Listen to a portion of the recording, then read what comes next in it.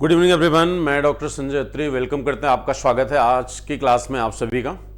बच्चों, आज की जो क्लास है उसमें आपके ऋग्वैदिक काल को पूरा कंसाइज करने की हमने कोशिश किया है, क्योंकि अभी 3 क्लासेस आपकी हो गई हैं और ये चैप्टर्स समाप्त नहीं होने वाला है। तो ऐसा लग रहा था कि नहीं, बहुत लंबा हो रहा है, तो हमने आज जो है जितने भी इम्पोर्टेंट फैक्ट हैं या कंटेंट हैं उनको हमने पीपीटी के थ्रू जो है आपके सामने रिप्रेजेंट करने की कोशिश की है। ठीक है, तो आज जो है आपके नोट्स में कुछ बड़े इंपॉर्टेंट फैक्ट आपको मिलेंगे जो आपके एग्जाम में अक्सर पूछे जाते हैं। अगर आप लेक्चरशिप का एग्जाम दे रहे हैं या आप प्रोफेसर्स का एग्जाम दे रहे हैं या नेट जेआरएफ का एग्जाम अगर आप दे रहे हैं, तो इसके लिए जो है आपको आज की क्लास को जरूर लिखना होगा, उसको नोट करना होगा, या इस पीपीटी को आप लोग ले लीजिएगा, वहां से आप नोट्स बना लीजिएगा। ठीक है, तो चलिए हम लोग शुरू करते हैं और देखते हैं आज की क्लास को बच्चों। ठीक है, चलिए। तो देखिए, हमने अभी कुछ चीजें आपको छोड़ दिया था। जैसे जब हमने लिटरेचर आपको पढ़ाया था तो लिटरेचर में हमने आपको वेद बता दिया था, ब्राह्मण ग्रंथ बता दिए थे, लेकिन कुछ चीजें आपकी छूटी थी। ब्राह्मण ग्रंथों में भी कुछ इंपॉर्टेंट उपनिषद, कुछ इंपॉर्टेंट ब्राह्मण ग्रंथ आपके छूटे थे, जैसे खास तौर से शतपथ ब्राह्मण ग्रंथ जिसे लघुवेद भी कहा जाता है। ठीक है, और उसके साथ साथ जो है उसके साथ साथ बच्चों आपका बृहदारण्यक उपनिषद हो गया, छांदोग्य उपनिषद हो गया। हमने उपनिषदों की चर्चा नहीं की थी, लेकिन यहां से बहुत सारे क्वेश्चंस आपके पूछे जाते हैं, तो आज हम उसकी भी चर्चा कर देंगे। ठीक है, और साथ साथ आपके बच्चों जो आपका इकोनॉमी का जो पार्ट है ऋग्वैदिक काल और लेटर वैदिक पीरियड का, उसको भी हम लोग डिस्कस कर लेंगे। ठीक है, चलिए देखते हैं। पहले हम बात करेंगे बच्चों शतपथ ब्राह्मण ग्रंथ की। ठीक है, शतपथ ब्राह्मण ग्रंथ की बात करेंगे, और यहां पे आप देखिए तो कहा जा रहा है कि इसका जो लेखक है वो कौन है बच्चों, वो है ऋष्वामी। ऋष्वामी इसके नामाकार में विभाजन, देखिए कह रहा है कि इसके लेखक तथा माने इसको पुनः निर्मित करने वाले, इसके नामाकार में विभाजित शतपथ ब्राह्मण के सॉरी इसका यहाँ पे लेखक जो दिया है वो याज्ञवल्क्य ही है। ठीक है, याज्ञवल्क्य के बच्चों इसके क्या है, लेखक हैं। सेंटेंस यहाँ गलत हो गया है, एक्चुअली जल्दी में हमने इसको बनाया है। ठीक है, तो याज्ञवल्क्य के इसके बच्चों क्या थे, लेखक थे। इसमें टोटल 100 अध्याय माना जाता है, कि माना जाता है इसमें कितने अध्याय हैं, 100 अध्याय, इसलिए हम इसे लघुवेद भी कहते हैं। ठीक है, इसलिए इसको लघुवेद भी कहा जाता है। ठीक है, और इसको 14 भागों में डिवाइड किया गया है, 14 पार्ट में इसे डिवाइड किया गया, जिसे 100 कहा जाता है। ठीक है, जैसे किताबों को डिवाइड किया जाता है वैसे इसको बांटा गया है।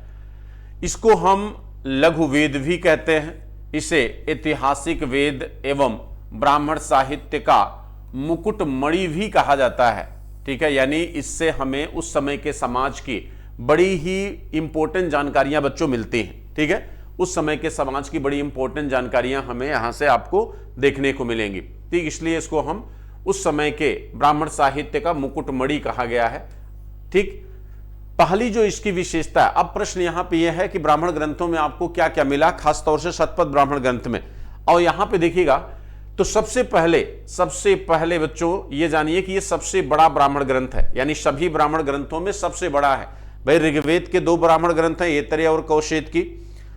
आपका जो है यजुर्वेद के 2 ब्राह्मण ग्रंथ हैं, शतपथ ब्राह्मण ग्रंथ और तैत्रीय ब्राह्मण ग्रंथ। तो शतपथ ब्राह्मण ग्रंथ जो है वो किसका है, आपके यजुर्वेद का ब्राह्मण ग्रंथ है।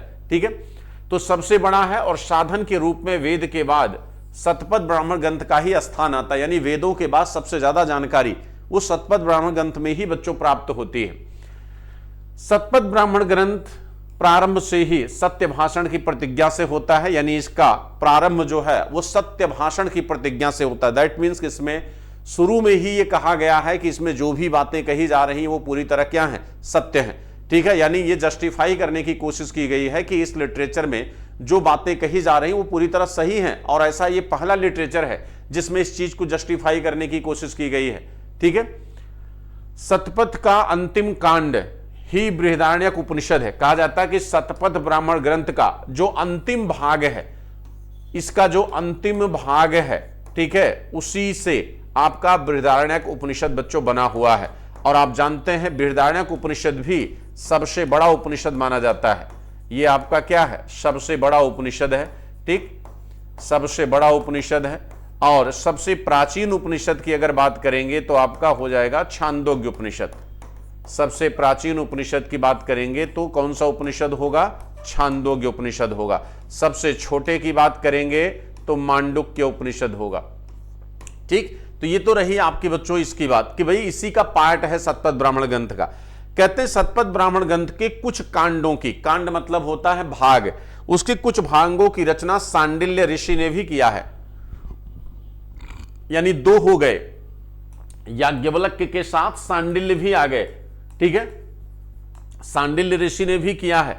और इस तरह इसका कहा जाता है कि अतः शतपथ की रचना दो ऋषियों का योगदान, अश्विन कुमार माने दो ऋषियों का योगदान है। और साथ साथ अश्विन कुमार बच्चों जो आपके प्रथम चिकित्सक थे, ठीक है, उनका उल्लेख भी यहां पे आया है।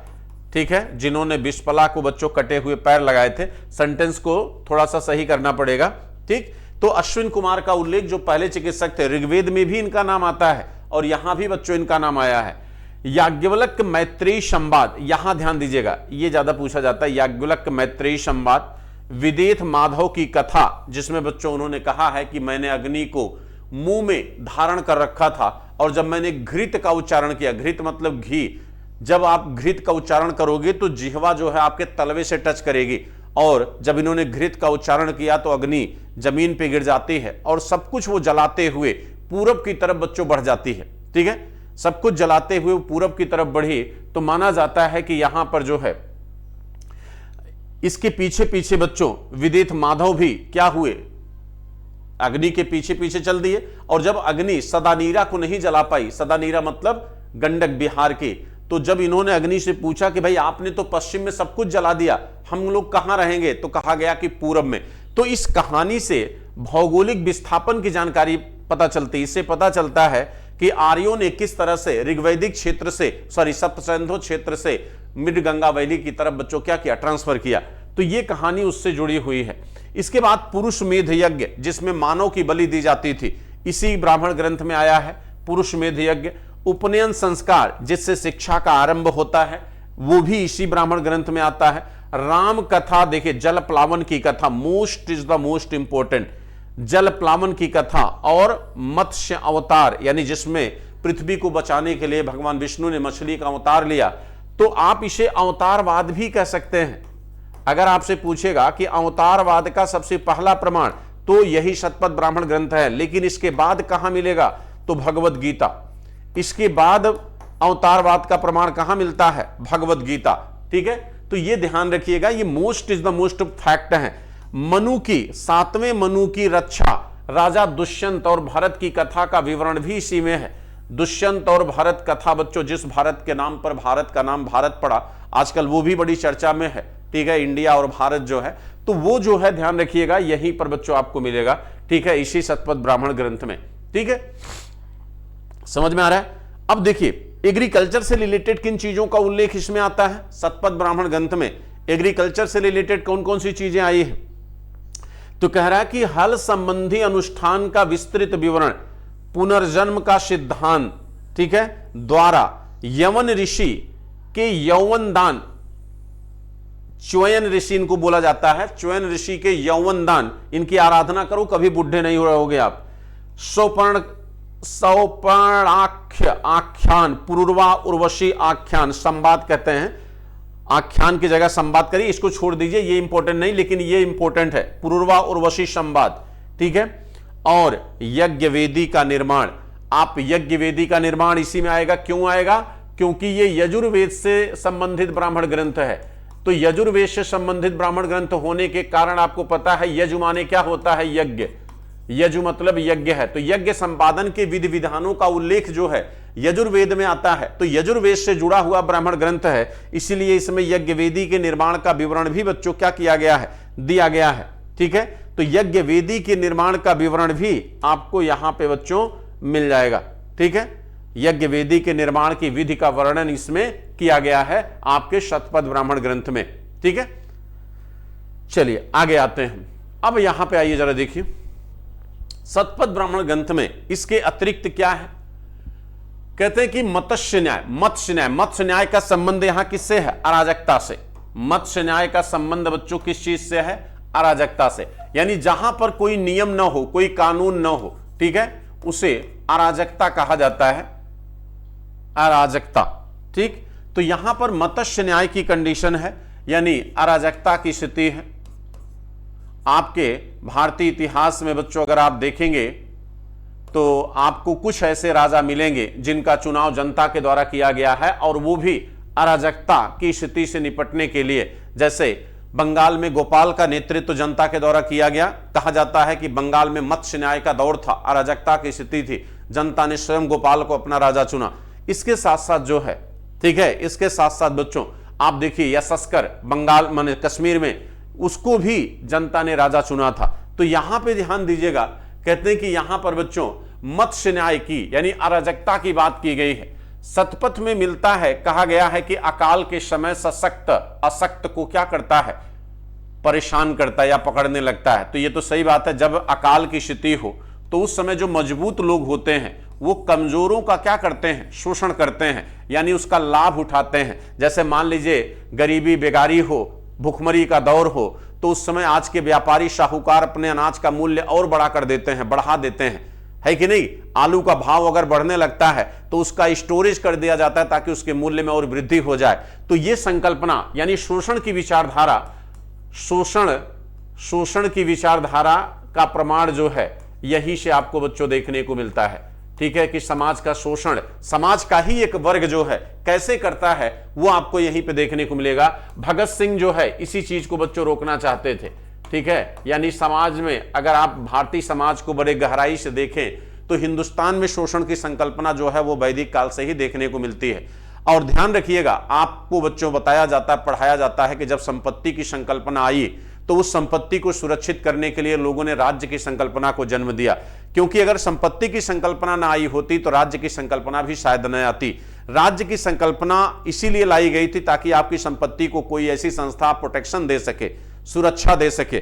ठीक है, शतपथ ब्राह्मण का महत्व इसमें भी है कि वह विभिन्न प्रकार के यज्ञ यागी, जैसे पुरुषमेध यज्ञ, अश्वमेध यज्ञ, सर्वमेध यज्ञ, पितृमेच यज्ञ का पूर्ण विवरण प्रस्तुत करता है। इसमें यश को श्रेष्ठतम कर्म माना गया है, यानी यश की प्राप्ति के लिए संसार का पालक एवं रक्षक तथा विष्णु एवं प्रजापति का रूप बताया गया। यानी शतपथ ब्राह्मण ग्रंथ उत्तर वैदिक काल का ब्राह्मण ग्रंथ है, तो यहां पर विष्णु और प्रजापति का महत्व बच्चों क्या है, बढ़ रहा है। जबकि ऋग्वैदिक काल में इंद्र और अग्नि सबसे महत्वपूर्ण देवता थे, उत्तर वैदिक काल में विष्णु और प्रजापति सबसे महत्वपूर्ण देवता हो गए। ये विष्णु को संसार का पालक बताया जा रहा है और रक्षक बताया जा रहा है। तो ये ध्यान रखिएगा, समय के साथ देवताओं का अस्तित्व बच्चों क्या हुआ, बदलता रहा है। ठीक है, शतपथ ब्राह्मण ग्रंथ में ही कहा गया है कि वाजपेय एवं राजसूर यज्ञ संपन्न करने के बाद राजन प्रजापति के तुल्य हो जाता है। प्रजापति यहां कौन है, भगवान है।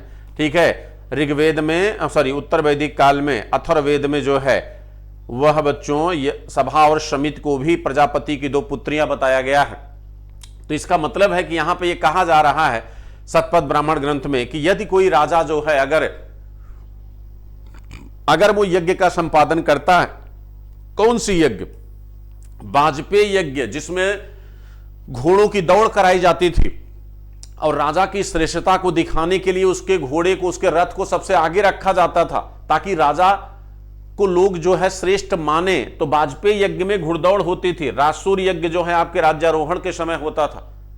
राजसूर यज्ञ जो है वो राज्यारोहण के समय होता था। और अगर ये दोनों चीजें आपने कर लिया तो आप जो है प्रजापति के समान हैं, यानी देवतुल्य हैं। इसे राजत्व में देवत्व की स्थापना का उदाहरण माना जा सकता है। ठीक है, शतपथ ब्राह्मण में यज्ञ को प्रजापति और प्रजापति को ब्रह्म कहा गया है। ध्यान दीजिएगा, यानी यहां पर यज्ञ के महत्व को पूरी तरह क्या किया जा रहा है, स्थापित किया जा रहा है। अब जब यज्ञ का महत्व बढ़ेगा तो सीधी सी बात है पुरोहित वर्ग या ब्राह्मण वर्ग का वर्चस्व भी सामाजिक स्तर पर बढ़ेगा। तो शतपथ ब्राह्मण ग्रंथ में ही आप कई चीजें देखोगे, सामाजिक विभाजन यहीं से दिखेगा, भाषा के आधार पर सामाजिक विभाजन यहीं पे दिखेगा। ठीक है, और इसके अतिरिक्त बच्चों यहां से आप देखोगे तो एक सामाजिक प्रतिस्पर्धा भी आपको देखने को मिलेगी। कहते हैं कि शतपथ ब्राह्मण ग्रंथ में ही आपको बच्चों, शतपथ ब्राह्मण ग्रंथ में ही आपको पहली बार जो है यहां पर देखिएगा तो सामाजिक प्रतिस्पर्धा का प्रमाण आपको दिखेगा। सामाजिक प्रतिस्पर्धा का प्रमाण मिलेगा, क्योंकि इसी ब्राह्मण ग्रंथ में पहली बार क्षत्रिय वर्ण सबसे ऊपर दिखाई देगा, ठीक है, और ब्राह्मण उसके नीचे दिखाई देगा, ठीक, और वैश्य बच्चों उससे नीचे दिखेगा, वैश्य से नीचे जो है आपका शूद्र दिखेगा। यानी यहां पर आप देखोगे तो आपको ये वर्ण क्रम बदलता हुआ दिखाई देगा। सो जो सामाजिक प्रतिस्पर्धा का बच्चों क्या है, पार्ट है, ठीक। इसके साथ साथ आपको यहां पे बच्चों कहीं ना कहीं एहि, आगहि, आगच्छ और आद्राव, एहि, आगहि, आगच्छ और आद्राव, ये चारों वर्णों के लिए बच्चों ये शब्द आए हैं, ठीक है, और चारों वर्णों के लिए अलग अलग इसका अर्थ होता है, ठीक है। ये क्षत्रिय के लिए है, ठीक, ये आपके वैश्य के लिए है और ये आपके शूद्र के लिए है। यानी एह मतलब आइए, एकदम सम्मान सूचक शब्द, आइए, ठीक है, और इसका अर्थ आओ, इसका अर्थ जल्दी आओ, और इसका अर्थ दौड़ कर आओ, ठीक है। अब आप इन शब्दों के आधार पर अगर आप देखें तो यहां पे सामाजिक विभाजन बच्चों आपको देखने को मिल रहा है। तो शतपथ ब्राह्मण ग्रंथ से ही आपको सामाजिक विभाजन की प्रक्रिया देखने को मिलती है। आप पानी दीजिएगा। बात समझ में आई?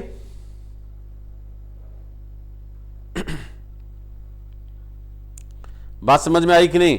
इसके अतिरिक्त बच्चों कहा जाता है कि पुनर्जन्म की कथा इसी में आती है। पुनर्जन्म की कथा बच्चों इसी में आई है। इसी में जो है पुनर्जन्म की कथा इसी में आती है। इसी में अवतारवाद आता है। अवतारवाद बच्चों इसी में आया है, ठीक है। आपके शतपथ ब्राह्मण ग्रंथ में ही अवतारवाद आया है। इसी में जो है एक शब्द और आता है बच्चों, ध्यान नहीं आ रहा उसका, ठीक है, ठीक। तो ये तो रही शतपथ ब्राह्मण ग्रंथ की बात बच्चों, इसको ध्यान रखिएगा।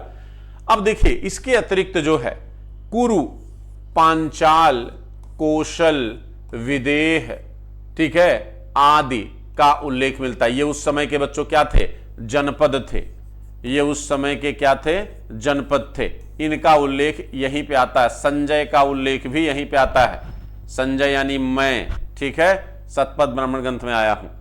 तो आपको पता है कुरु के राजा उद्दालकर्णी, पांचाल के राजा प्रहमण जयविल, कौशल के राजा प्रसेनजीत, विदेह के राजा कौन थे? जनक, ठीक है, विदेह के राजा जनक, कौशल के राजा प्रसेनजीत थे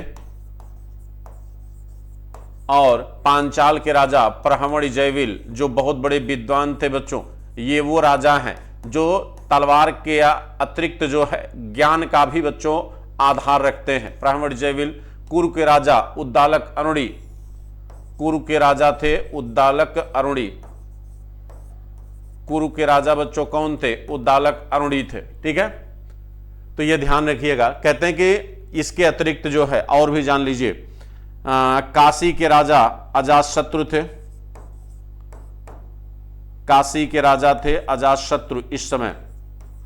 और इसके अतिरिक्त जो है कैकेय, कैकेय के राजा अश्वपति थे। कैकेय के राजा अश्वपति, ये वो राजा थे बच्चों जो बेहद विद्वान भी थे, ठीक है। कहा जाता है कि प्रहमण जयविल के दरबार में बहुत सारे ऋषि ज्ञान प्राप्त करने आते थे, जबकि ये स्वयं राजा थे। तो ये दर्शाता है कि अभी जो है वर्ण व्यवस्था में उतनी कठोरता नहीं है। आप अपनी स्किल के आधार पर, अपनी योग्यता के आधार पर अपने कार्यों का चुनाव आप कर सकते थे, ठीक है। तो वर्ण व्यवस्था बेसिकली जो है वो बच्चों आपके, अभी तो आपके कमेंट का जवाब नहीं दे पाऊंगा, कल दूंगा, ठीक है। फिर देखिए ऐतरेय ब्राह्मण ग्रंथ जो आपके बच्चों किससे संबंधित है? ऋग्वेद से संबंधित है। तो ऐतरेय ब्राह्मण ग्रंथ की तरह शतपथ में भी अश्वमेध यज्ञ करने वाले चक्रवर्ती सम्राटों का उल्लेख किया गया है। जबकि ऐतरेय ब्राह्मण ग्रंथ में आपको याद होगा, ऐतरेय ब्राह्मण ग्रंथ में कहा गया है कि भाई चारों दिशाएं, यानी अगर आप उत्तर को जीतते हैं तो आप क्या कहलाओगे? विराट। अगर आप उत्तर दिशा को जीतते हैं, अगर आप दक्षिण दिशा को जीतते हैं तो आप कहलाओगे भोज। अगर आप पूर्व दिशा को जीतते हैं तो आप कहलाओगे सम्राट, ठीक है। और अगर आप जो है पश्चिम दिशा को जीतते हो तो आप कहलाओगे स्वराट, ठीक है। और अगर आप चारों दिशाओं को जीतते हो तो आप कहलाओगे एकराट, ठीक है, यानी चक्रवर्ती सम्राट, चक्रवर्ती सम्राट कहलाओगे। ठीक है, इसे राजा भी कहा गया है और इस क्षेत्र को मध्य देश भी कहा जाता है। तो यहां पर वही बात कह रहा है, ये बैक साइड में आइए, यहां कह रहा है कि जो बातें ऐतरेय ब्राह्मण ग्रंथ में कही गई हैं, यानी अश्वमेध यज्ञ करने वाला जो चक्रवर्ती सम्राट की संकल्पना दी गई है, वह संकल्पना आपके शतपथ ब्राह्मण ग्रंथ में भी है। शतपथ ब्राह्मण, लेकिन ऐतरेय चूंकि पहले आता है, ऐतरेय ब्राह्मण ग्रंथ शतपथ से पहले है, चूंकि वो ऋग्वेद का पार्ट है, तो सबसे पहला प्रमाण ऐतरेय में माना जाएगा। कहते शतपथ ब्राह्मण ग्रंथ को में कौशल एवं विदेह जनपदों का नाम एक साथ मिलता है, तो एकदम मिलता है। कौशल और विदेह दोनों जनपद थे, और आप जानते हैं जनपद से आगे चलकर क्या बनेगा, महाजनपद। ठीक है, तो ये क्या है, ये जनपद की संकल्पना है। ठीक, ये बच्चों क्या है, जनपद की संकल्पना है। सदानीरा, सदानीरा माने गंडक नदी, और एक और नदी बच्चों रेवा, रेवा को नर्मदा कहते हैं, रेवा को नर्मदा कहते हैं। ये दो नदियों का उल्लेख जो है शतपथ ब्राह्मण ग्रंथ में आया है, बाकी नदियों का उल्लेख ऋग्वेद में आया है। ठीक है, बाकी नदियों का उल्लेख ऋग्वेद में आया। पानी दे दीजिए, बड़ी समस्या है।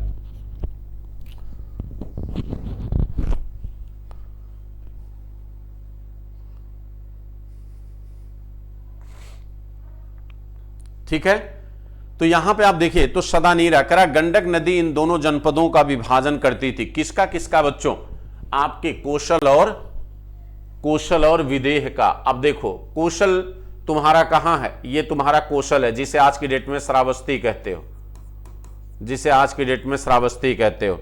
और जरा इधर आ जाइए तराई में बिहार के, तो यहां पड़ेगा बच्चों विदेह। ठीक, और ये आपकी आती है ऐसे गंडक। ठीक है, इस तरह से गंडक आती, तो गंडक जो है कौशल और विदेह को बांटती है। सांख्य दर्शन नाम सुना होगा, सांख्य के प्रसिद्ध आचार्य आसुरी, ध्यान दीजिएगा, सांख्य के प्रसिद्ध आचार्य आसुरी का उल्लेख शतपथ ब्राह्मण ग्रंथ में मिलता है। इसके अनुसार मनुष्य अपधि होता है क्योंकि वह असत्य का भाषण करता है। अपधि मतलब होता पाप का भागीदार। ठीक है, क्योंकि मनुष्य क्या करता है, असत्य बोलता है। आप भी बोलते हो, कभी कभी हम भी बोलते हैं। हम ये तो नहीं कहेंगे कि हम राजा हरिश्चंद्र हैं, लेकिन कम बोलते हैं, जनरली जो है झूठ नहीं बोलता हूं। ठीक है, और कल तो एक ऐसे व्यक्ति से मिला, कल बच्चों, कल क्लास उसी वजह से नहीं हो पाई थी, और एक ऐसे महान व्यक्तित्व से कल मुलाकात हुई जिसको सुनने के बाद, जिससे मिलने के बाद शायद मेरे अंदर, व्यक्तिगत मैं अपनी बात करूं तो मेरे अंदर काफ़ी बदलाव आया है। ठीक है, मैंने खुद अपने से खुद कुछ वादे किए हैं, क्योंकि ज़िंदगी में सार्थकता अगर आपको लाना है कि आपका जन्म अगर इस पृथ्वी पर हुआ है और उस जीवन को एक सार्थक मुकाम अगर आपको देना है, तो मुझे लगता है कि हर व्यक्ति को अपनी जिंदगी को एक लक्ष्य के साथ जीना चाहिए। जिंदगी का एक लक्ष्य जरूर होना चाहिए। नौकरी पाना, पैसा कमाना ही एकमात्र लक्ष्य नहीं है। नौकरी पा जाना, पैसा कमाना आपके जीवन का सार्थक उद्देश्य नहीं है। कल डिटेल में बात करेंगे, आज नहीं। ठीक है, तो यहां पे आप देखें तो बच्चों इसमें ये बात आई है। अब उस समय के महाजनपद हैं ये सब उस समय। ठीक है, हालांकि ये महाजनपद हैं, मैंने आपको जो है जनपद की बात की। महाजनपद जनपद से बड़ी इकाई है। ठीक है, महाजनपद जो है वो जनपद से बड़ी इकाई है। अब देखिए, ऐतरेय ब्राह्मण ग्रंथ में तो हमने आपको डिस्कस कर ही दिया है। ऐतरेय ब्राह्मण ग्रंथ में बच्चों बहुत सारी चीजें हैं जिसको हमने पहले से बता दिया है। देखिए, ऐतरेय ब्राह्मण ग्रंथ में ही कहा गया है कि पुत्र संसार सागर से पार कराने वाली नौका है। पार कराने वाली नौका है। अब आप बताइए कि जब आप पुत्र का इस तरह से प्रचार करोगे तो हर माँ बेटा ही तो पैदा करना चाहेगी।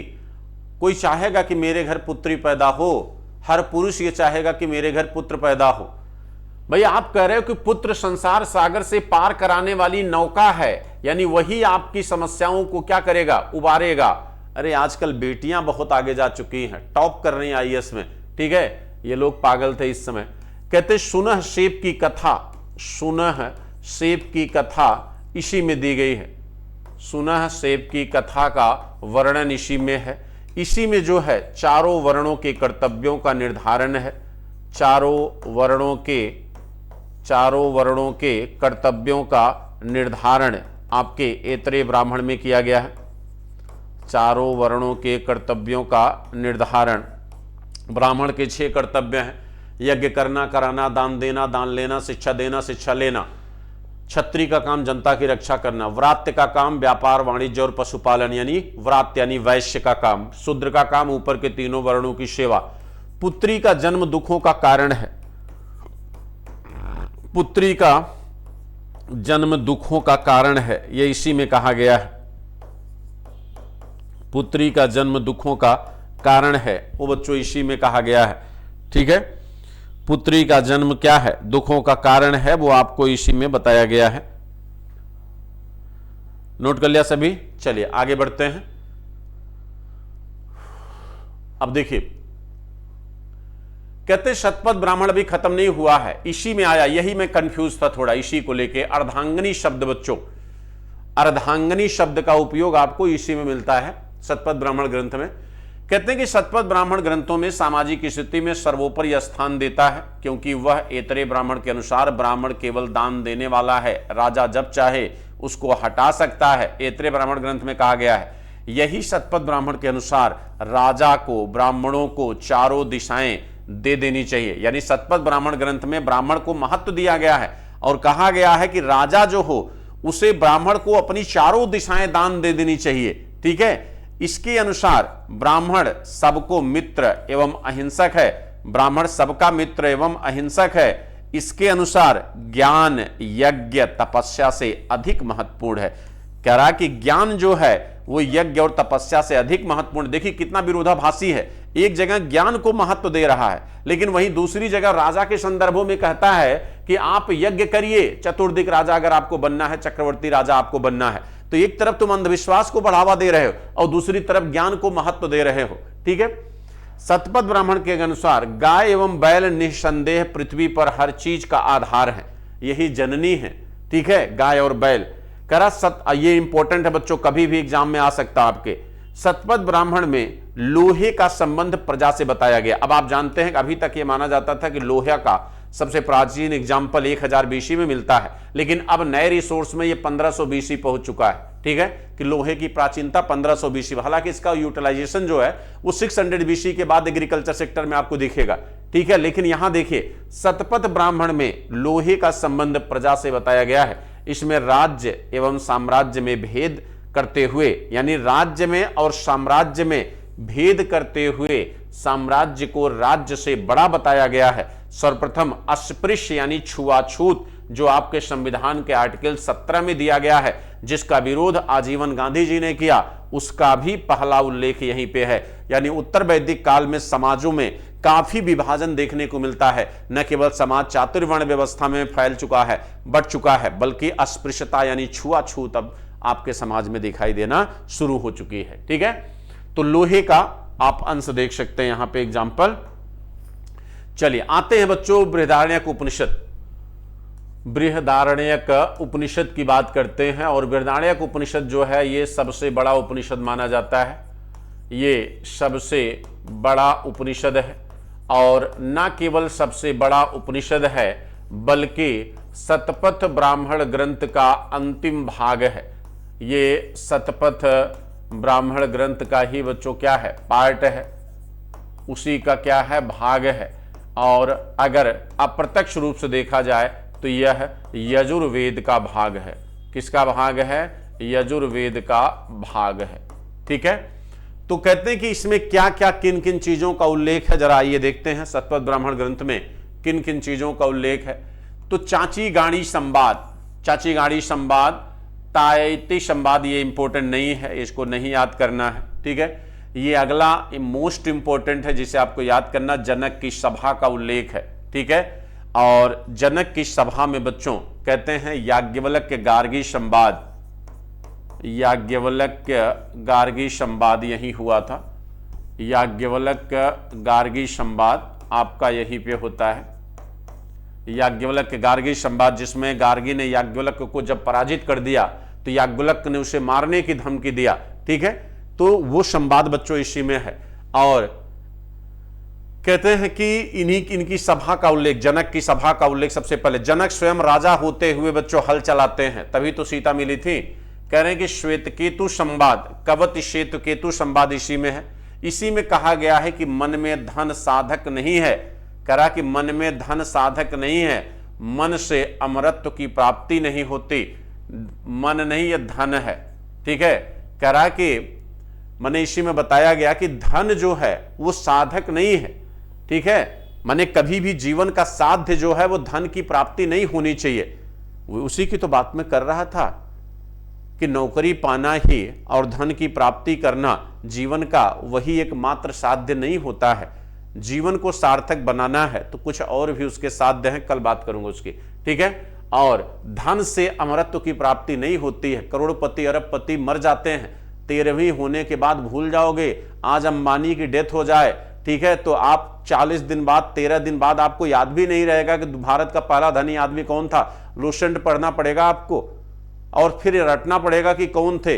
लेकिन अगर टाटा की बात आए तो टाटा मुझे लगता है कि अंबानी से ज्यादा याद आपको रहेंगे, क्योंकि टाटा सोशल वर्क अंबानी से कई गुना ज्यादा करते हैं। ठीक है, इसी उपनिषद में विदुषी पुत्री की प्राप्ति के लिए अनुष्ठान यज्ञ करने का उल्लेख मिला है। यह बड़ी अच्छी बात है। यानी यहां पर अभी भी एक विद्वान स्त्री को बच्चों महत्व दिया गया है। यहां पर क्या कहा जा रहा है? कहा जा रहा है कि इसी उपनिषद में विदुषी पुत्री की प्राप्ति हेतु तो अनुष्ठान की बात की गई है। इसमें कहा गया है कि दमन, दालव, दया की शिक्षा दी जानी चाहिए। दमन, दाल एवं दया की शिक्षा दी जानी चाहिए। दमन मतलब यहां बुराई को दबाने से है, दाल मतलब यहां भोजन से है, दया मतलब दया से है। याज्ञवल्क्य ब्रह्म की सभा का निषेधात्मक वर्णन मेति नीति करते हुए प्रतिपादित करते हैं कि बुद्धि से परे है। असतो मा सद्गमय, मोस्ट इंपोर्टेंट, असतो मा सद्गमय, तमसो मा ज्योतिर्गमय, अर्थात हमें असमय से सत्य और गया अंधकार से प्रकाश की ओर ले चलो का उल्लेख इसी में किया गया है। ठीक है, और इसमें वर्णित है कि भूख ही मृत्यु है, धर्म का है, धर्म के द्वारा ही दुर्बल बलवान की बराबरी करता है। ठीक है, यानी आप धर्म के द्वारा ही, धर्म के रास्ते पर चलकर ही बच्चों दुर्बल की बराबरी बच्चों कर सकते। कह रहा है कि धर्म के द्वारा ही दुर्बल जो कमजोर होता है वो बलवान की बराबरी कर सकता है। ऐसा नहीं कि अधर्म कार्यों के द्वारा जो है अपने से मजबूत व्यक्ति को अपने बराबर लाओ। कहते हैं ना कि आज के समय में लोग अपनी गुणवत्ता बढ़ाकर सामने वाले के बराबर नहीं जाना चाहते, बल्कि उसका पैर खींच के अपने बराबर लाना चाहते हैं, उसकी बुराई करके, उसकी क्रिटिसाइज करके। तो वो तरीका बच्चों नहीं अपनाना चाहिए। ठीक है, वो तरीका नहीं अपनाना चाहिए। ठीक, तो दुर्बल को इस तरह से धर्म के रास्ते पर चलकर जो है आगे बढ़ना चाहिए। तैत्तरीय उपनिषद की अगर बात करें तो भाई तैत्तरीय उपनिषद में क्या है? अभी तक आप बात कर रहे थे बच्चों किसके? बृहदारण्यक उपनिषद की। बृहदारण्यक उपनिषद में एक चीज और है, याज्ञवल्क्य गार्गी संवाद तो हमने आपको बताया। ठीक है, अभी हमने आपको बृहदारण्यक उपनिषद की बात की, बृहदारण्यक उपनिषद की बात की। ठीक है, और हमने अभी कहा कि भाई इसमें याज्ञवल्क्य गार्गी संवाद, याज्ञवल्क्य गार्गी संवाद इसी में है। लेकिन याज्ञवल्क्य गार्गी संवाद के अतिरिक्त याज्ञवल्क्य मैत्रेयी संवाद भी आपका इसी में है। याज्ञवल्क्य मैत्रेयी संवाद भी आपका बच्चों इसी में है। याज्ञवल्क्य मैत्रेयी संवाद भी आपका किस में है? आपका इसी में आता है। ठीक है, बृहदारण्यक उपनिषद में इसी में गार्गी संवाद है। ब्रह्म का निषेधात्मक वर्णन बच्चों इसी में है, जिसमें नेति नेति की बात की गई ना। नेति नेति क्या है? ब्रह्म का निषेधात्मक वर्णन, यानी ब्रह्म की स्वीकृति यहां पे बच्चों नहीं दी गई है। ठीक है, ब्रह्म को स्वीकृत नहीं किया गया। तमसो मां ज्योतिर्गमय बच्चों हो ही गया। इसके साथ साथ सर्वे भवन्तु सुखिनः, सर्वे भवन्तु निरामयाः, सर्वे भवन्तु सुखिनः, सर्वे भवन्तु सुखिनः, सर्वे भवन्तु सुखिनः, सर्वे भवन्तु निरामयाः, जो हमारा आदर्श वाक्य है सर्वे भवन्तु निरामयाः, तो ये बच्चों ये लाइन भी यहीं आया है, सर्वे भवन्तु निरामयाः। ये दोनों चीजें आपके इसी बृहदारण्यक उपनिषद में बच्चों उल्लेखित की गई है। ठीक है, चलिए आगे बढ़े। और एक चीज और इसमें है, आत्मा के पुनर्जन्म का, आत्मा के पुनर्जन्म का, यहां पर आत्मा शब्द का उपयोग हुआ है, आत्मा के पुनर्जन्म का प्रथम उल्लेख। ठीक है, इससे पहले आत्मा का शब्द उल्लेख तो नहीं आया है, पुनर्जन्म का आया है, लेकिन आत्मा के पुनर्जन्म की बात पहली बार बृहदारण्यक में ही बच्चों कही गई है, इसी में कहा गया है। ठीक, लेकिन आइए जरा देखते हैं तैत्तिरीय उपनिषद में। तैत्तिरीय उपनिषद को शिक्षावल्ली भी कहा गया है, ब्रह्मानंद वल्ली भी कहा गया है, भृगुवल्ली, ये तीन बच्चों इसके पार्ट हैं, ध्यान रखना, शिक्षावल्ली, ब्रह्मानंदवल्ली और भृगुवल्ली, तीन पार्ट हैं बच्चों आपके तैत्तिरीय उपनिषद के। इसमें गुरु एवं शिष्य के व्यवहारों की आदर्श रूपरेखा दी गई है, यानी आप हमारे साथ कैसा व्यवहार करोगे, मैं आपके साथ कैसा व्यवहार करूं, इसकी रूपरेखा कहां पे है, तैत्तिरीय उपनिषद में है। कहां पे है, तैत्तिरीय उपनिषद में। शिक्षा की समाप्ति पर आचार्य यानी गुरु यानी डॉक्टर संजय द्वारा अपने शिष्य को जो दीक्षांत दिया जाता है, दीक्षांत मतलब उपदेश, जैसे आप लोग डिग्री जब प्राप्त करते हैं तो वहां पर अच्छे अच्छे लोगों को बुलाया जाता है, वो एक अच्छे वक्ता के रूप में भाषण देते हैं, उपदेश देते हैं, यानी आप इसे दीक्षांत समारोह भी कह सकते हैं। ठीक है, इसका उल्लेख यहीं पर है। इसी में कहा गया है कि सदा सत्य बोलो जो आप कभी नहीं बोलते हो, अन्न से ही प्रजा उत्पन्न होती है, सदा सत्य बोलो, अन्न से ही प्रजा उत्पन्न होती है, यानी अन्न सबसे महत्वपूर्ण है मानव जीवन के लिए। अन्न ही ब्रह्म है, वही औषधि है, अन्न की ही निंदा नहीं करनी चाहिए, खूब अन्न उपजाओ, अन्न का विराट स्वरूप निर्धनों को अन्नदान करना है, अतिथि देवो भव, मातृ देवो भव, ये शब्द बच्चों यही आए हैं। यानी आप कह सकते हैं कि हरित क्रांति जो है वह भारत में मैत्रायणी उपनिषद से ही संबंध रखती है। ठीक है, सॉरी, तैत्तिरीय उपनिषद से ही बच्चों संबंध रखती है। ठीक है,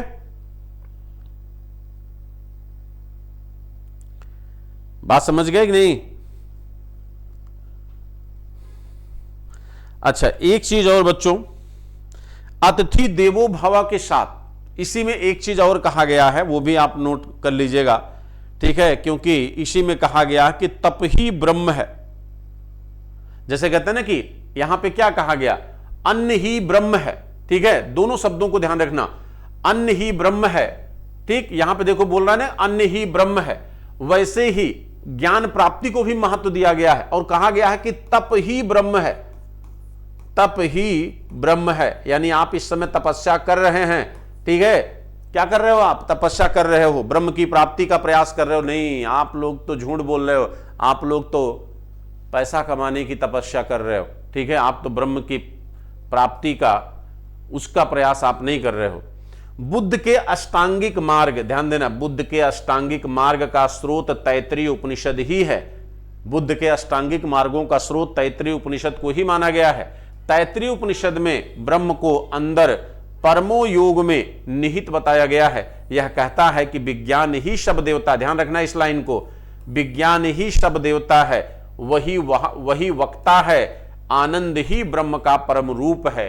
ठीक है, जो हमारे अंदर है, जो भगवान शंकर के दर्शन में कहा गया है कि अहम ब्रह्मास्मि, ब्रह्म मैं ही हूं। ठीक है, तो वही ये कह रहा है कि आनंद जो है, आनंद ही क्या है, ब्रह्म है। जिंदगी में जब आप पूरी तरह से खुश हो, आनंदित हो, तो मान लो कि आप ब्रह्म की प्राप्ति कर चुके हो। और खुश पैसा कमाने से तो नहीं रहोगे, है कि नहीं? पैसा कमाने से खुशी थोड़ी ना आती है। ये सब मार्मिक चीजें हैं, इनको समझने के लिए थोड़ा सा समय चाहिए। ठीक है, आइए देखिए, कठोपनिषद की बात करते हैं। कठोपनिषद, कठोपनिषद देखिए,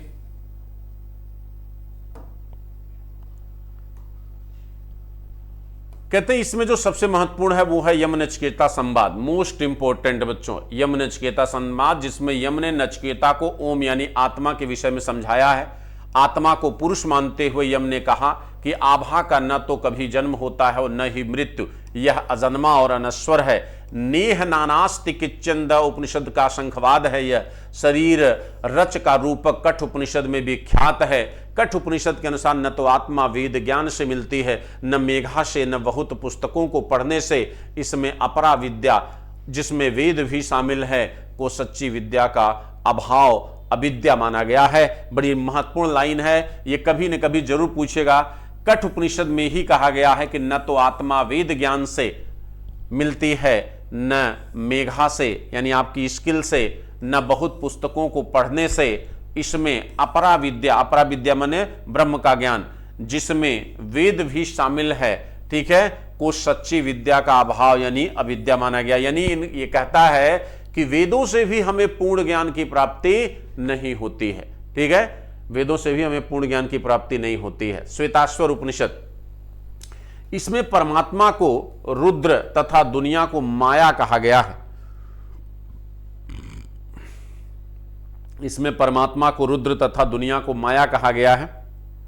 इसी में मोक्ष एवं नवधा भक्ति, नवधा भक्ति मतलब जहां पर पूरा समर्पण हो जाए, ठीक है, की चर्चा की गई। भक्ति, श्वेताश्वर उपनिषद अपने भक्ति के लिए ही जाना जाता है। अगर आपसे कहीं भी पूछ ले कि भक्ति की संकल्पना किस उपनिषद में है, तो आप कहोगे श्वेताश्वर उपनिषद में। आज मैं कुछ चीजों का जवाब नहीं दे रहा हूं, चूंकि क्लास आप समझ गए होंगे, ठीक है, कि भक्ति का प्रतिपादन इन उपनिषद की विशेषता है।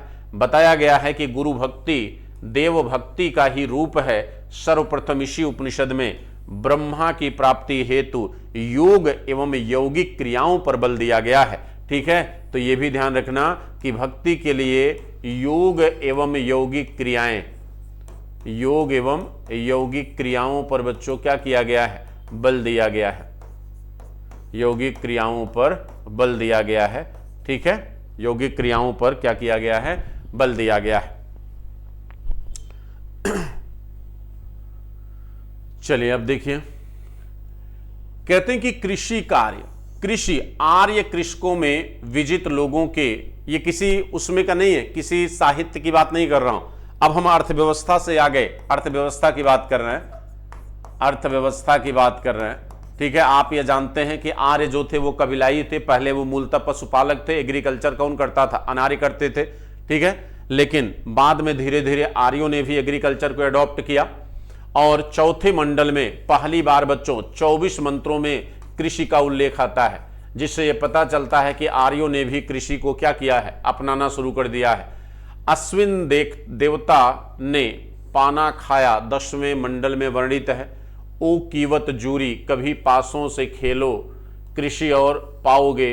इरफान सनीन ने, ये सब वर्ण समझ में नहीं आ रहा बच्चों, इरफान सनीन ने पाकिस्तान के सोबाट अंचल में, इतिहासकार हैं ये, पाकिस्तान के सोबाट अंचल के आली ग्राम से ऋग्वैदिक कालीन एक अवशेष यहाँ से खोजा है, जिसमें हल चलाने की समानांतर रेखाएं बनी हुई हैं। ध्यान रखना, नया रिसर्च है ये, ठीक है। वहाँ से हल, जैसे इंडस वैली में कालीबंगा से हल चलाने के प्रमाण मिले हैं, वैसे अभी नवीन खोजा गया है इरफान सनीन द्वारा आली ग्राम में। और ऋग्वेद में स्थवी शब्द आया है, ऋग्वेद में स्थवी शब्द आया है, जिसका अर्थ होता है अन्नागार। तो ये अपने आप में दर्शाता है कि कहीं न कहीं एग्रीकल्चर प्रोडक्शन ठीक ठाक कंडीशन में था, तभी तो अन्नागार शब्द आया। अनाज सांप कीवान से आग, किनास, किनास मतलब होता है किसान, ठीक है, किनास शब्द किसान के लिए आया है। क्षेत्र शब्द आया है उर्वरता के लिए, जो उर्वर भूमि होती थी उसके लिए आया है क्षेत्र शब्द। तो इन शब्दों से ये पता चलता है कि बच्चों एग्रीकल्चर इंडस माने सिंधु वैदिक सभ्यता में एग्रीकल्चर ठीक ठाक कंडीशन में आ चुका था, आर्य कृषि करना शुरू कर दिए थे। मैदान या श्रेणी, फसल काटने का हंसुआ, ठीक है, मृदंत, मृदंत और वपंती, यानी मृदंत मतलब होता मड़ाई करना, फसल की मड़ाई करना, और वपंती मतलब होता है उससे अनाज को क्या करना, अलग करना। ये शब्द आए हैं। कुल्या, कुल्या माने नहर शब्द होता है, कुल्या माने नहर होता है। कूप माने कुआं होता है, कूप हो गया, अवट हो गया, दोनों का अर्थ कुआं होता है।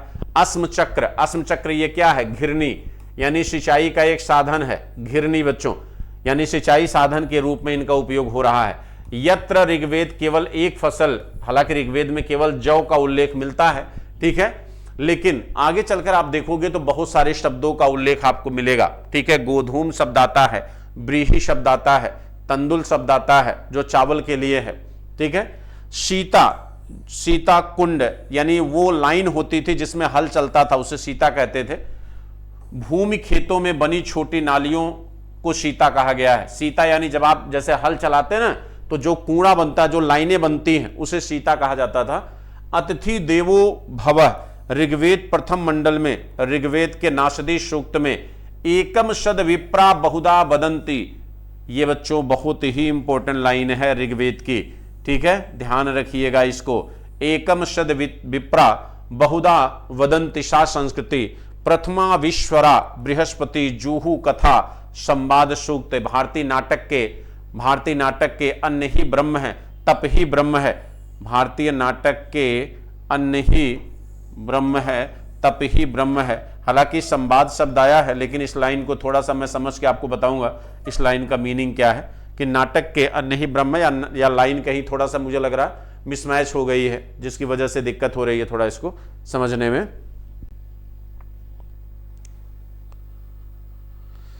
तो बृहस्पति जूहू कथा बच्चों ये ध्यान रखना, बृहस्पति जूहू कथा, ठीक है, वो ऋग्वेद में ही है। बृहस्पति जूहू कथा बच्चों ये याद रखना, बृहस्पति जूहू कथा संवाद सूक्त, इसी से नाटक का जन्म हुआ है, तो ये आपके ऋग्वेद में ही आता है, ठीक है। और इसके बाद बच्चों एकम वद विप्रा वदंती, ठीक है, एकम शद विप्रा बहुधा वदंती, वो भी आपके ऋग्वेद का ही है। अच्छा, एक चीज अगर मैं कहूं कि मृत्यु का सबसे पहला उल्लेख कहां आता है, मृत्यु का सबसे पहला उल्लेख ऋग्वेद में, कहा जाता है कि ऋग्वेद में ही मृत्यु का सबसे पहले उल्लेख है। ऋग्वेद में मृत्यु का सर्वप्रथम उल्लेख आता है।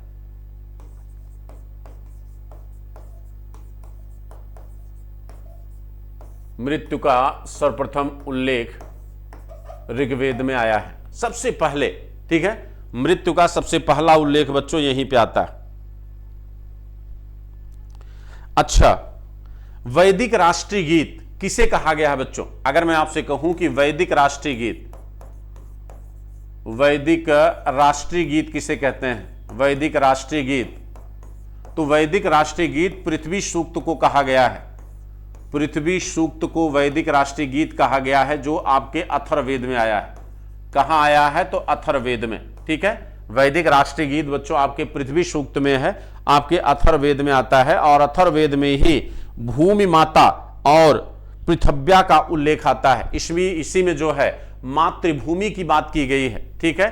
इसी अथर्ववेद में ही बच्चों भूमि को माता कहा गया है, भूमि को माता कहा गया है, ठीक है, यानी भूमि माता शब्द आया है, या इसे मातृभूमि कह सकते हैं, इसे बच्चों आप मातृभूमि कह सकते हैं। यह शब्द भी आपको पहली बार अथर्ववेद में ही आता है। अथर्ववेद में ही सबसे पहली बार फसलों को टिड्डों से बचाने का उल्लेख आया है। जैसे अभी आपके लोकेट्स आए थे, जो है आपके कोरोना टाइम पीरियड में बड़े बड़े थे, जो आपकी फसलों को चाट गए थे, तो उनसे बचने की, टिड्डों से बचने की, फसल को बचाने की विधि का उल्लेख सबसे पहले अथर्ववेद में आता है, ठीक है। तो ये सारी चीजें बच्चों आपके इसी में आई है। अच्छा, कभी भी जैसे कठ उपनिषद में आया है कि यम नचिकेता संवाद, वैसे ही अगर आपसे ये पूछे कि यम यमी संवाद कहां पे आया है, तो यम यमी संवाद बच्चों आपके ऋग्वेद में है। यम यमी संवाद, यम यमी संवाद जो है ये आपके ऋग्वेद में आता है, ठीक है। यम यमी संवाद जो है ऋग्वेद में, जैसे अभी आपने बृहदारण्यक में देखा उर्वशी संवाद, ठीक है, याज्ञवल्क्य गार्गी संवाद बृहदारण्यक में, याज्ञवल्क्य मैत्रेयी संवाद जो है, ठीक है, वैसे ही यम यमी संवाद जो है आपके अथर्ववेद के अंतर्गत बच्चों आता है, ठीक है। जैसे दुष्यंत भारत कथा, शतपथ ब्राह्मण ग्रंथ, एकदम रिवाइज करते चलिए फटाफट। दुष्यंत ब्राह्मण कथा आपने अभी पढ़ा शतपथ ब्राह्मण ग्रंथ में, ठीक है। वैसे ही बच्चों यहां पे आप देखिए, अगर आपसे कहा जाए कि जल प्लावन की कथा, तो जल प्लावन की कथा, अवतारवाद की कथा, पुनर्जन्म की कथा, सब शतपथ ब्राह्मण ग्रंथ, ठीक है, सारी बच्चों शतपथ ब्राह्मण ग्रंथ में है।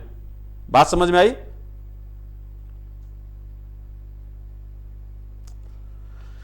और अगर हम थोड़ी सी चर्चा छांदोग्य की कर दें, उसकी चर्चा होनी चाहिए।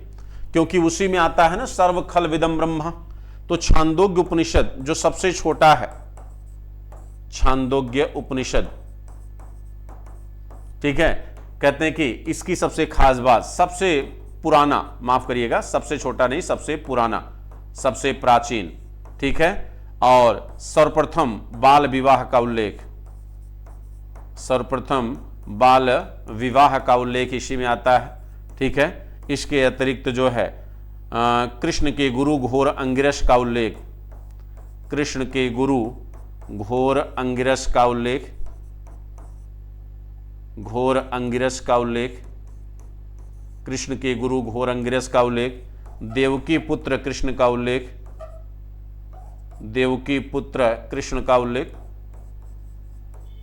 देवकी पुत्र कृष्ण का उल्लेख, अहम ब्रह्मास्मि, अहम ब्रह्मास्मि, मैं ही ब्रह्म हूं, अहम ब्रह्मास्मि इसी में आता है, सर्व खलविदम ब्रह्म, सर्व खलविदम ब्रह्म, सर्व खलविदम ब्रह्म, यह शब्द भी इसी में आता है बच्चों, ठीक है। तो छांदोग्य उपनिषद भी अपने आप में बड़ा ही इंपॉर्टेंट है। इसी में यह भी है बच्चों कि तत्व त्वम असि, छांदोग्य में ही है तत्व त्वम असि, तत्व त्वम असि, ये शब्द भी इसी में आता है, तत्व त्वम असि। नोट कर लीजिए सभी लोग, नोट कर लीजिए।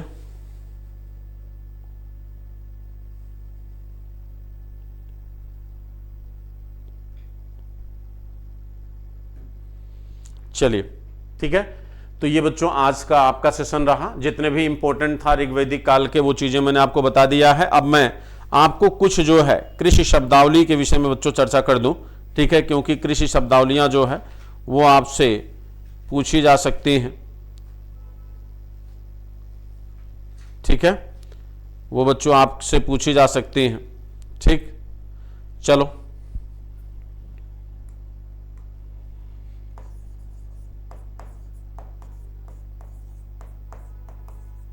वैसे मैंने कल ग्रुप में डाल दिया था, ठीक है। देखिए सीता, सीता माने जूता खेत या कूड़ कह सकते हैं आप, क्षेत्र उपजाऊ भूमि, उपजाऊ भूमि, ब्रिक, ब्रिक माने बैल, और लांगल, लांगल और शीर दोनों का मतलब क्या होता है, हल, ठीक है। और करीश, करीश मतलब होता है खाद, कंपोस्ट खाद, करीश मतलब खाद, करीश मतलब खाद। अस्म चक्र, अस्म चक्र मतलब होता है घिरनी, घिरनी जिससे पानी निकालते हैं, इसे आप सिंचाई संसाधन कह सकते हैं, सिंचाई संसाधन कह सकते हैं, ठीक है। अस्म चक्र हो गया। अवट, अवट और कूप, अवट और कूप इसका मतलब होता है कुआं। स्थवी, स्थवी मतलब होता है अन्नागार, ठीक है।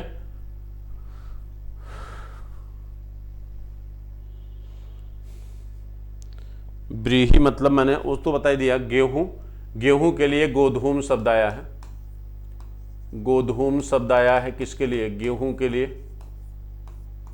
और ब्रीही शब्द आया है चावल के लिए।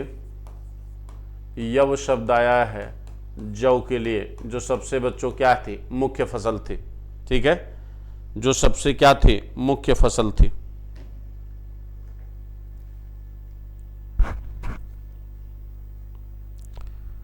ठीक है। और इशु मतलब इच्छु, इच्छु शब्द आया है बच्चों किसके लिए? गन्ने के लिए, क्योंकि गन्ना सबसे पहले अथर्ववेद में आता है, अथर्ववेद में आया है, ठीक है।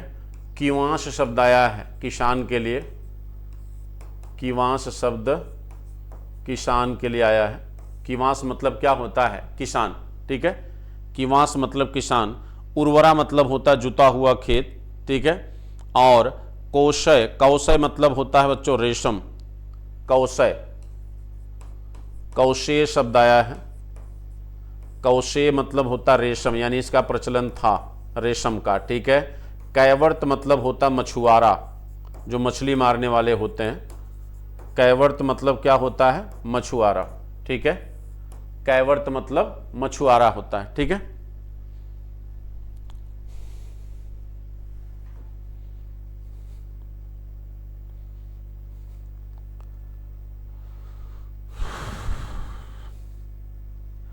रई मतलब धनी व्यक्ति होता है बच्चों। वपन मतलब बुआई। विष माने जनता,